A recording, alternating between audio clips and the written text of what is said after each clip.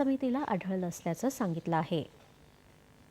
वक्फ सुधारणा कायद्याला विरोधकांचा असलेला विरोध म्हणजे मतपेढीसाठी तुष्टीकरण आहे, असा आरोप केंद्रीय अल्पसंख्याक व्यवहार मंत्री किरेन रिजिजू यांनी केला आहे.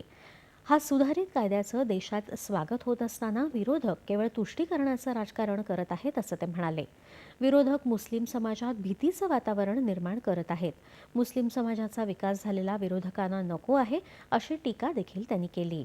एका वाहिनीला दिलेल्या मुलाखतीत रिजिजू यांनी वक्फ सुधारणा कायद्यामुळे ईशान्य भारतात होणारे सकारात्मक परिणाम देखील विशद केले.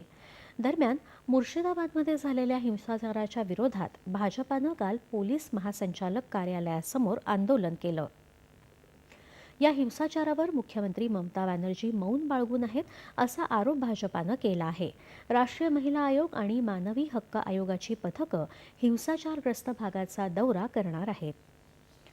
आगामी बिहार विधानसभा निवडणुकीच्या पार्श्वभूमीवर पाटण्यात आज इंडिया